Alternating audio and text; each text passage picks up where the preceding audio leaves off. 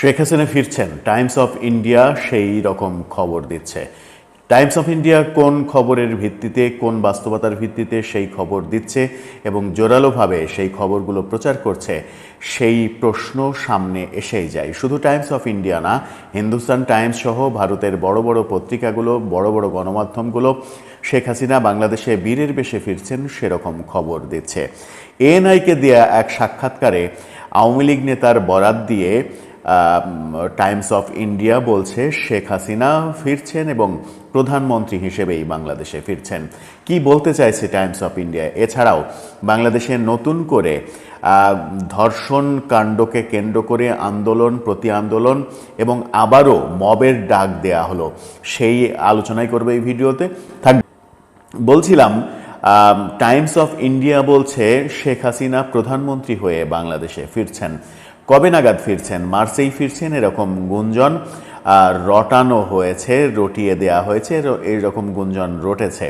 কিন্তু Times of India এএনআইকে Awami লীগের এক নেতা যে সাক্ষাৎকার দিয়েছেন সেটার বরাত দিয়ে বলার চেষ্টা করেছে শেখ হাসিনা ফিরছেন এবং জুলাই আগস্টের আন্দোলনকে বিতর্কিত এবং সন্ত্রাসী কার্যক্রম হিসেবে আখ্যা দিয়েছেন সেই আওয়ামী লীগ নেতা।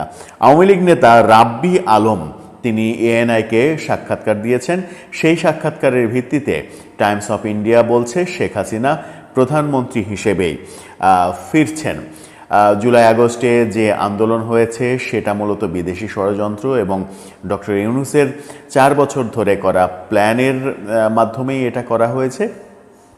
এখানে হাজার হাজার পুলিশ মেরে ফেলা হয়েছে।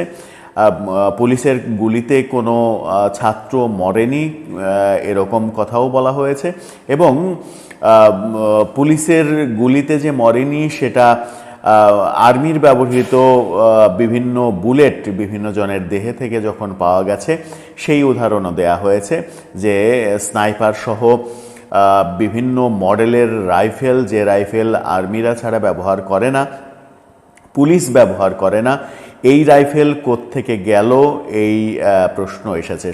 সাম্প্রতিক সময়ে আমরা দেখেছি তুরাগপাড়ে বেশ কয়েক রাউন্ড 7.6 মডেলের গুলি উদ্ধার করা হয়েছে, যেটা আর্মির রাইফেলে ব্যবহার করা হয় এবং সেটার লেখা আছে বাংলাদেশ সমরাস্ত্র কারখানায় সেটা তৈরি করা, সেই সিলও রয়েছে। আর্মির সমরাস্ত্র কারখানার গোলাবারুদ পাবলিকের হাতে কিভাবে গেল, কিভাবে পরিত্যক্ত অবস্থায় পাওয়া গেল, সেই প্রশ্ন সেখান থেকেও উঠেছে। এদিকে এএনআইয়ের বরাত দিয়ে ইন্ডিয়া টুডে বলার চেষ্টা করছে নানা কারণে ইউনূস সরকার ব্যর্থ হয়েছে এবং ইউনূস সরকারের এই ব্যর্থতার জন্য শেখ হাসিনার ফেরাটা আরও সহজ হয়েছে। শেখ হাসিনা বীরের বেশে ফিরছেন এবং প্রধানমন্ত্রী হয়েই ফিরছেন। রাব্বি আলম তেমনটাই বলার চেষ্টা করেছেন। শেখ হাসিনাকে নিয়ে ইন্ডিয়া টুডে এরকম খবর যখন দিচ্ছে তখন আমরা দেশে দেখছি সাম্প্রতিক সময়ে ধর্ষণ যে হারে বেড়েছে, সেই ধর্ষণের বিরুদ্ধে প্রতিবাদ স্বরূপ আজকে আটটি বাম রাজনৈতিক দল গণমিছিলের ডাক দিয়েছিল। গতকালকে তারা ঘোষণা করেছিল যে আজকে গণমিছিল হবে, শহীদ মিনারের সমাবেশের পরে গণমিছিল হবে। কিন্তু গতকালকে যখন গণমিছিলের ডাক দেওয়া হয় তখন ফ্রান্স থেকে একটা ওহি আসে, আবারও মব তৈরি করার ওহি। ফ্রান্সের এক ইউটিউবার তিনি মবের ডাক দেন এবং ঘোষণা দেন বাম দল সিপিবির পল্টনে যে কার্যালয়, সেই কার্যালয় ঘেরাও আক্রমণ করতে হবে এবং সেই কার্যালয়টা দখল করে ছাত্র জনতার অফিস বানাতে হবে সিপিবির কার্যালয়কে। আজকে সারাদিনই সেটা নিয়ে চরম উত্তেজনা গেছে, পুলিশ ঘিরে রেখেছিল। অবশেষে এই 8টি বাম ছাত্র সংগঠন শহীদ মিনারে সমাবেশ করেছে, কিন্তু তারা গণমিছিলটা স্থগিত করেছে। সেখান থেকেই বলা হয়েছে যে আশা নিয়ে আমরা আন্দোলন করেছিলাম শেখ হাসিনার বিরুদ্ধে, শেখ হাসিনা সরকারের বিরুদ্ধে, সেই আশা আমাদের পূরণ হয়নি। সেখানে আমরা নারী পুরুষ এক কাতারে এসে আন্দোলন করেছি, অথচ আন্দোলনের পর এখন নারীর পোশাকের দিকে তাকানো হচ্ছে, নারীকে ধর্ষণ করা হচ্ছে, নারীর স্বাধীনতা নেই, নারীর মান সম্মান নেই। যে জঙ্গিবাদের উত্থান তৈরি করা হয়েছে, মব কালচার তৈরি করা হয়েছে, এবং এটাও বলা হয়েছে যে শেখ হাসিনার সময়ে যে ভয়াবহ পরিস্থিতির জন্য আমরা আন্দোলন করেছি, এখন তার চাইতে অনেক বেশি ভয়াবহ পরিস্থিতি বিরাজ করছে। সেখান থেকে গণমিছিল স্থগিত করা হয় এবং আপাতত আজকে কোনো আক্রমণের ঘটনা ঘটেনি এবং কোনো মবের ঘটনা ঘটেনি। এই ঘটনা যখন আমরা দেখছি, তখন আমরা দুদিন আগে দেখেছি সরকারের একটা প্রজ্ঞাপন।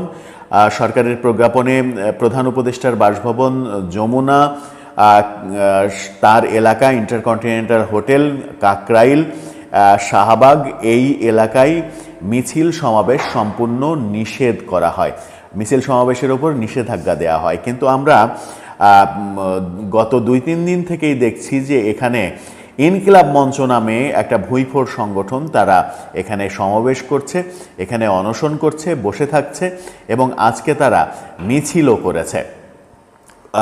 একদিন আগে আমরা দেখেছি এই ইনকিলাব মঞ্চের একজনের একটা ভিডিও ফাঁস হয়েছে, সেখানে তাকে বলতে শোনা গেছে এই যে ভাঙাভাঙি মবের কালচার, সেটা টাকার বিনিময়ে হয় এবং ইনকিলাব মঞ্চকে বিপদের মুখে ঠেলে দেয়া হচ্ছে। ইনকিলাব মঞ্চকে শুধুমাত্র ভাঙাভাঙির কাজে লাগানো হচ্ছে, অন্যদিকে যাদের ক্ষমতার লোভ রয়েছে তারা উঁচু আসনে উঁচু চেয়ারে বসে থেকে ক্ষমতা ভাগাভাগি করছে।